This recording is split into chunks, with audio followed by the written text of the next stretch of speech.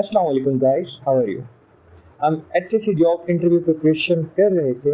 आज हमारी 5th training है। मैं हूं आपका trainer Mushahid Haider. For those who don't know me, I am Mushahid Haider, HSC manager serving recently in recruited oil and gas sector. तो इंटरव्यू आपसे पूछता है कि फायर प्लान के बारे में आप क्या जानते हैं। इंडस्ट्री में फायर प्लान बहुत इंपॉर्टेंट हो जाता है। ये एक प्लान होता है, किसी भी जगह प्लेस होता है, ऐसी जगह से जहाँ से सारे आ जा सकते हों, कॉरिडोर्स में हो सकता है। वहाँ कोई भी फायर इक्विपमेंट कहाँ है, हीट डिटेक्टर्स कहाँ है, स्मोक डिटेक्टर्स कहाँ है, फायर ब्लैंकेट्स कहाँ है, इवैक्यूएशन क्या है, वो सारा प्लान लेआउट वहीं होता है, ताकि आते जाते जो भी यहाँ से गुजरे से मालूम हो कि अगर इमरजेंसी हो गई तो कौन सी चीज़ हमें कहाँ से मिलेगी। सेकेंड है फायर टेंडर। फायर टेंडर आपको नज़र आ रहा है तस्वीर में, ये एक ट्रक टाइप होता है और ये इस तरह से डिज़ाइन होता है, किसी भी तरह की फायर इमरजेंसी हो तमाम इक्विपमेंट्स इसके अंदर होने चाहिए। इसमें वाटर और फॉर्म फायर एक्सटिंग्विशर होते हैं। सिर्फ एक्सटिंग्विशर नहीं होते, कंपार्टमेंट्स बने होते हैं, एक में वाटर है, एक में फोम है, चाहे अलहदा यूज़ करो चाहे मिक्स यूज़ करो। अगर आग है किसी जगह, वहाँ लोगों को रेस्क्यू करना है तो उसके लिए स्काबा की ज़रूरत है, हाइट पे जाना है तो लेडर्स की ज़रूरत है, फ्लो कम ज़्यादा करना है तो नोज़ल की ज़रूरत है, शीट्स हैं, फ्लैग्स हैं, ब्रांचेस हैं, मोनीटर्स हैं, केमिकल्स हैं, पीपीज़ हैं, वो तमाम चीज़ें इस फायर टेंडर के अंदर मौजूद होती हैं फायर की इमरजेंसी को कंट्रोल करने के लिए। इंटरव्यू आपसे पूछता है कि CO2 डंपिंग सिस्टम क्या होता है। देखें, जो सेंट्रल कंट्रोल रूम है या MCC है, वहाँ बहुत सारे इलेक्ट्रिकल इक्विपमेंट्स हैं। अगर वहाँ फायर ब्रोक आउट होती है तो उसे हैंडल करना एक तो मुश्किल भी है, दूसरा ख़तरनाक भी है। तो वहाँ ज़्यादातर हम CO2 डंपिंग सिस्टम लगाते हैं। हम करते क्या हैं, देखें आपको रूम नज़र आ रहा होगा, उस रूम में हर जगह से CO2 जो उन्होंने अंदर रिलीज़ की थी वो बाहर आ रही है। हुआ क्या है कि बड़े बड़े पाइप होते हैं, उनमें CO2 स्टोर्ड होती है, वो एकदम CO2 उन पाइप से रिलीज़ करते हैं उस सारे कंट्रोल रूम में, इलेक्ट्रिकल रूम में। CO2 अगर कोई फायर ब्रोक आउट हो तो उसे ख़त्म कर देती है। कहाँ यूज़ होती है? Electric room, pump room, flammable liquid storage, turbine nuclear या CCR एरियाज़।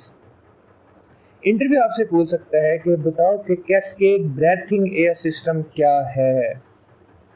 आप समझें air system cascade step by step होता क्या है कि जैसे कंप्रेसर्स हैं, कंप्रेसर्स एयर को कंप्रेस करके आगे सिलेंडर्स होते हैं वहाँ स्टोर करते हैं। उन सिलेंडर से मैनीफोल्ड में यही एयर जाती है और उस मैनीफोल्ड से जहाँ जहाँ जिन एरियाज़ में वर्कर काम कर रहे होते हैं, एयर्स वहाँ सप्लाई कर दी जाते हैं ताकि उन्हें प्योरीफाइड एयर मिले और उसका कोई इशू ना हो। तो ये है कैस्केड एयर ब्रीथिंग सिस्टम। जो अंडरग्राउंड वर्क हो वहाँ ये चीज़ यूज़ होता है। इंटरव्यू पूछता है कि अच्छा हमें बताओ फ्लेमेबल और कंबस्टिबल लिक्विड्स में क्या डिफरेंस है। हैं दोनों सेम चीज़ है, दोनों ने वो हैं जो फायर को कैच करते हैं, लेकिन फ्लेमेबल लिक्विड्स वो होते हैं जिनका फ्लैश पॉइंट 100 फ़ारेनहाइट से कम हो और कंबस्टिबल लिक्विड्स वो होते हैं जिनका फ्लैश पॉइंट 100 फ़ारेनहाइट से ज़्यादा हो। इंटरव्यूअर पूछता है आपसे LEL और UEL में क्या डिफरेंस है। LEL लोअर एक्सप्लोजर लिमिट, UEL अपर एक्सप्लोजर लिमिट।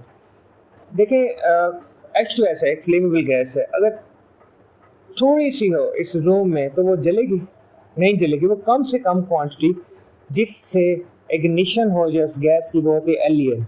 UEL क्या होता है? वो ज़्यादा से ज़्यादा क्वांटिटी जिस पर फायर का इग्निशन हो जाए, गैस जल जाए। देखिए, आप कहते हैं जी मैंने क्रेन्स पे काम किया होगा, वो आपसे पूछते अच्छा बताएं कि भाई कभी लिफ्टिंग प्लान या रिगिंग प्लान बनाया है, वो क्या होते हैं। बेसिकली जब क्रेन की एक्टिविटी होने वाली हो तो उससे पहले एक हम डॉक्यूमेंट तैयार करते हैं, उसे लिफ्टिंग प्लान या रिगिंग प्लान कहते हैं। अगर बेसिक लेवल के डॉक्यूमेंट हो वो लिफ्टिंग प्लान, अगर उसमें और ज़्यादा डिटेल ऐड कर दें तो वो रिगिंग प्लान बन जाता है। रिगिंग प्लान में मैथमेटिकल कैलकुलेशंस भी होती है। जनरल इस प्लान में क्या चीज़ें होती हैं, जो लोड आपने सस्पेंड किया है उसकी डिटेल होती है, शेप क्या है, डिमेंशन क्या है, उसका COG सेंटर ऑफ ग्रेविटी क्या है और लोड की स्टेबिलिटी क्या है। क्रेन की डिटेल्स होती है, क्रेन की क्या कैपेसिटी है, बूम लेंथ क्या है, किस रेडियस पे पिक करना है और उसका काउंटर वेट कितना है। रिगिंग डिटेल्स होती हैं कि कौन सी स्लिंग्स यूज़ हो रही हैं और कौन से एरिया में हो रहा है। देखिए, जब भी क्रेन पे काम करो एक चेक लिस्ट होती है, क्रेन के जितने भी इक्विपमेंट्स हैं, चाहे लोड है, चाहे क्रेन है, चाहे बैरिकेशन एरिया है, चाहे वर्कर है, सब की डिटेल होती है। तो आप वो भी बना चेक लिस्ट भी फिल करते हैं, रिगिंग प्लान में आ जाता है। जब क्रेन की बात करें, दो सेफ पैरामीटर्स हैं। एक पूछते हैं SWL सेफ वर्किंग लोड क्या है। देखिए कोई भी क्रेन का इक्विपमेंट है, चाहे क्रेन है, हुक है, स्लिंग है, सब के ऊपर एक वैल्यू लिखी होती है SWL के साथ, वो उसका सेफ वर्किंग लोड है। उस लोड तक ही लोड उसके साथ कैरी अटैच करना चाहिए। वो प्रूफ टेस्टिंग क्या है। देखिए जब भी आप इक्विपमेंट्स की सर्टिफिकेशन करते हैं तो आप ये करते हैं कि अब ये क्रेन है, फॉर एग्जांपल क्रेन लोड उठा सकती है, कैरी कर सकती है 1 टन का, 100 टन का, तो आप लोड की कैपेसिटी चेक करते हैं 1.25, 125 टन या 150 टन के ऊपर उसकी कैपेसिटी चेक करते हैं कि इस चीज़ को लोड कैरी कर सकती है। इसे कहते हैं प्रूफ है। इंडस्ट्री में काम कर रहे हैं तो आपको पता है ग्राइंडर तो यूज़ होना है, पिक्चर में भी आपको शो हो रहा है। हैज़र्ड्स क्या हैं, देखें एक तो ये इलेक्ट्रिकल के साथ कनेक्टेड है, तो इलेक्ट्रिकल हैज़र्ड आते हैं, burn, shock, arc, flame, fire explosion. Second देखें डेब्रिस फ्लाई हो रही हैं, व्हील भी टूट सकता है, ब्रस्ट हो सकता है। कंट्रोल के सबसे पहले हम देखते हैं व्हील गार्ड होना चाहिए। आप देखें कि जो व्हील है वो गार्ड है। फिर ये है कि जो व्हील की स्पीड है और एक जो ग्राइंडर की स्पीड है जिसके ऊपर व्हील ग्राइंडर के ऊपर रोटेट हो रहे हैं, इनकी स्पीड मैच होनी चाहिए। व्हील्स के देखें क्रैक वगैरह ना हो, पीपीज हों, और देखें स्पार्क जनरेट हो रहे हैं तो इर्द गिर्द फ्लेमेबल लिक्विड फ्लेमेबल मटेरियल्स ना हो, एसिटिलीन सिलेंडर ना हो, और प्रॉपर ग्राउंडिंग होनी चाहिए। इनकी प्रॉपर ग्राउंडिंग हो और व्हील्स वगैरह गार्डिंग, बेसिकली ये चीज़ें हम चेक कर रहे होते हैं। फिर है रेडियोग्राफिंग टेस्टिंग। देखें मैकेनिकल वर्क के बाद रेडियोग्राफिंग टेस्टिंग लाजमी होनी है। ये है क्या, 2 पाइप लाइंस हैं, 1 और 2, आपने दोनों कैसे सामने से कनेक्ट करने हैं। आपने वेल्ड कर दिया, लेकिन अभी हमें ये नहीं पता कि वो सही से वेल्ड हुई हैं कि उनमें कुछ स्पेस रह गई है, तो हम RT करते हैं, रेडियोग्राफिंग टेस्टिंग करते हैं। और ये NDT की नॉन डिस्ट्रक्टिव डिस्टिलेशन की एक टेक्निक है। इसमें हम गैमा रेज या एक्सरेज पास करते हैं, जिस वजह से फिर हमें एक एक्सरे रिपोर्ट मिलती है जिससे हमें पता चलता है कि ये जॉइंट प्रॉपर वेल्ड हुआ है या नहीं हुआ। इसमें हैज़र्ड क्या है, सबसे बड़ा हैज़र्ड है देखें radio active element isotope use कर रहे होते हैं RT के लिए, तो वो एक्सपोजर है, वो कैंसरियस है और different issues biological harms create करते हैं। अब रेडियोग्राफी के लिए हमें रेडियो एक्टिव सोर्स है जिससे ये रेडिएशन निकलनी है, उसको भी प्रॉपर तरीके से एक जगह से दूसरी जगह लाना है जहाँ आपने वेल्डिंग करनी है। एरिया को बैरिकेड करें, साइनेज लगाएं, रात को लाइट सही होनी चाहिए और शील्ड अच्छी हो जिसमें आपका RT पड़ा हुआ है, आइसोटोप पड़ा हुआ है, ताकि ज़्यादा इश्यूज ना हो। कंट्रोल मेजर्स क्या हैं, मतलब मैं आपको बताऊँ, जब RT होती है ज़्यादातर मसला ये होता है प्रॉपर लाइटिंग नहीं है, प्रॉपर साइनेज नहीं है, प्रॉपर बैरिकेशन नहीं है। और जो RT वाले होते हैं ना, उन्होंने यहाँ एक बैच लगाया होता है, उसका नाम होता है TLD बैच। वो बेसिकली जितनी भी रेडिएशन वो पर्सन एब्जॉर्ब कर रहा होता है उसकी इंडिकेशन होती है। एक ख़ास क्वांटिटी से ज़्यादा अगर RT रेडिएशन एब्जॉर्ब हो जाए, एक्सरेज गैमा रेज, से उस बंदे को रेस्ट दिया जाता है। उसको प्रॉपर जब तक ट्रीटमेंट नहीं होती वो दोबारा काम नहीं कर सकता। इसके अलावा डोजीमीटर यूज़ करते हैं ये देखने के लिए कि इस टाइम एनवायरनमेंट में कितनी कंसनट्रेशन है। और अहम चीज़, रेडियोग्राफी करनी है तो इसका परमिट आपके पास होना चाहिए। देखिए मोबाइल एलिवेटेड वर्क प्लेटफॉर्म के बारे में आप क्या जानते हैं, इंटरव्यूअर आपसे पूछता है। देखिए जब भी हाइट पे काम करना हो तो आपको जो पिक्चर नज़र आ रही है MEW की है। अब इसके हैज़र्ड्स क्या हैं, पर्सन वहाँ से गिर सकता है, मशीन उलट हो सकती है या कंप्रेस्ड हो जाती है, कोलिजन हो सकती है, पावर लाइंस हैं उनसे कनेक्ट हो सकता है। इलेक्ट्रिफिकेशन का सबसे बड़ा हैज़र्ड जब आप हाइट पे काम करते हैं। फिर मैकेनिकल फेलियर हो सकता है, बूम गिर सकती है, फिर कोई अनऑथराइज्ड मूवमेंट शख्स के आप यहाँ से गुजरता है और वो इससे क्लाइड हो सकता है, या गाड़ी गुजरती है इससे स्ट्राइक करती है तो जो पर्सन बास्केट में है वो गिर सकते हैं। कंट्रोल मेयर्स के जो ऊपर पर्सन है उसको हार्नेस यूज़ करें, हार्नेस करते कि एंकरेज दें, व्हील को लॉक कर दें ताकि ये मूव ना करे, एक्सक्लूजन जोन बना दें, उस एरिया में कोई आ ना सके। एमरजेंसी स्टॉप बटन, बस बास्केट के अंदर एक बटन होता है जिसे आप प्रेस करेंगे तो वहीं वो रुक जाएगा, ना ऊपर जाएगा ना नीचे जाएगा। और ये MEW ऑपरेट करने के लिए सर्टिफाइड ऑपरेटर होना चाहिए। देखिए कोई भी इंडस्ट्री में आप मशीन यूज़ करते हैं तो आप उसके पास उसका लाइसेंस होना चाहिए और साथ एक सपोर्टर नीचे होना चाहिए जो सपोर्ट करे। देखिए इलेक्ट्रिकल हैज़र्ड्स जो हैं वो कौन से, इसके लिए मैंने फार्मूला बनाया हुआ है, बी सेफ, खुद को सेफ रखो। B फॉर बर्न्स, हाथ जल जाना, S फॉर शॉक, करंट लगना, A for arc, F for fire और ई फॉर एक्सप्लोजन। ये ध्यान में रखें, कोई भी इलेक्ट्रिकल से रिलेटेड इक्विपमेंट हो तो आप ये हैज़र्ड्स कर सकते हैं। इंटरव्यूअर आपसे पूछता है ग्राउंडिंग और बाउंडिंग में क्या डिफरेंस है। फर्स्ट पिक्चर में देखें, दो डिफरेंट मेटालिक पाइप्स हैं, वो एक वायर के साथ कनेक्ट हुए हुए हैं, ये है बाउंडिंग।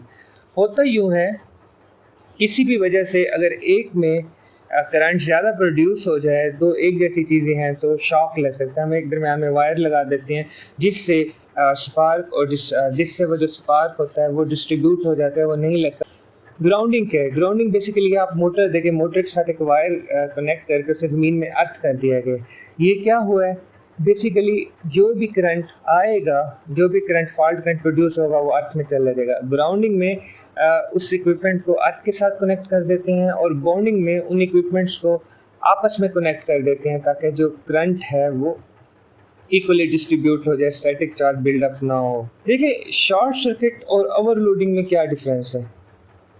देखिए, शॉर्ट सर्किट ये कहते हैं कि जो वायर है ना, वायर वो किसी जगह से ब्रेक डाउन हो गई, आपका हाथ लगा, पाँव लगा, वो उस करंट ने आपके अंदर मूव करना स्टार्ट कर दिया, तो यह शॉर्ट सर्किट। करंट जो लो रेजिस्टेंट अनअटेंडेड एरिया होता है उस साइड चला जाता है। और ओवरलोडिंग क्या है, देखिए एक स्विच है, उसमें आपने 5-7 प्लग लगा दिए हैं, वो क्या होगा, उसकी कैपेसिटी से ज़्यादा जब वो करंट ड्रा करता है तो वो ओवरलोड हो जाता है और स्पार्क हो जाता है।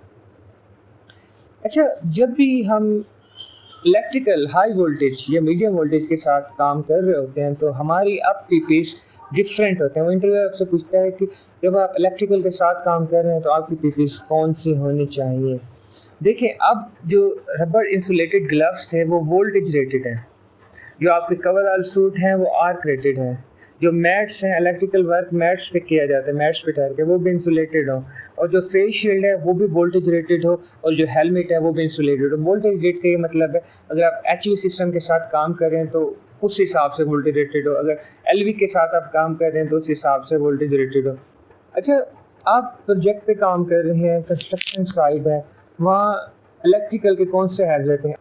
देखिए, डैमेज केबल्स हैं, उनकी पुअर ग्राउंडिंग हो सकती है, जो डीबीज़ हैं, डिस्ट्रीब्यूशन बोर्ड है, उनमें वाटर इंग्रेस हो सकती है, ओवरलोडेड डीबीज़ हो सकती हैं, पैनल्स ओपन हो सकते हैं, और रूट जो केबल रूटिंग है वो प्रॉपर नहीं होगा। इंटरव्यूअर आपसे पूछता है कि स्टॉप वर्क अथॉरिटी और सेफ्टी पासपोर्ट सिस्टम में क्या डिफरेंस है। स्टॉप वर्क अथॉरिटी ये है, वर्कर्स कोई भी शख्स हो रिगार्डलेस ऑफ द डेजिग्नेशन, उन्हें इम्पावर किया जाता है, कहीं भी आप कोई अनसेफ एक्ट या कंडीशन देखें उसे वहाँ स्टॉप कॉल दे दें। कोई जैसे पिक्चर में देखें, पानी है, पानी में वायर्स हैं, वो आया एक पर्सन, उसने कहा स्टॉप, वर्क स्टॉप हो गया, क्योंकि अब इसकी एक फॉर्मल रिस्क असेसमेंट होती है, फिर उस इश्यू को कंट्रोल करते हैं, या पानी से रिमूव करेंगे या केबल को हाइट पे ले जाएंगे, फिर वर्क को रिज्यूम कर सकते हैं। सेफ्टी पासपोर्ट क्या, जब भी कॉन्ट्रैक्टर या क्लाइंट के पास कोई वर्कर काम करने आता है तो उसे प्रॉपर पहले ट्रेनिंग्स दी जाती हैं, वहाँ जो हैज़र्ड्स हों उसकी कम्पिटेंसी एवेलुएट की जाती है, उसको मेडिकली फिट मेडिकल टेस्ट होते हैं, उसके बाद एक पासपोर्ट, एक कार्ड दे दिया जाता है पासपोर्ट की तरह, जिसको जो ये इंश्योर करता है ये वर्कर अगर यहाँ काम करने आए तो इसे यहाँ कंपनी में इंटर होने दिया जाए। अब आपके लिए कुछ क्वेश्चंस हैं। फर्स्ट, आप इलेक्ट्रिकल का वर्क कर रहे हैं तो कौन कौन से आपको डॉक्यूमेंट्स रिक्वायर्ड होंगे। सेकंड ये है, हमारे पास कार्बन डाई फायर एक्सटिंग्विशर मौजूद होते हैं तो फिर हम क्यों CO2 डंपिंग सिस्टम इंस्टॉल करते हैं और इतना ख़र्चा करते हैं। आज की ट्रेनिंग के लिए इतना ही, मिलते हैं नेक्स्ट ट्रेनिंग सेशन 6 में, जिसमें हम मज़ीद डिस्कस करेंगे। Hope for the best and guys, best of luck.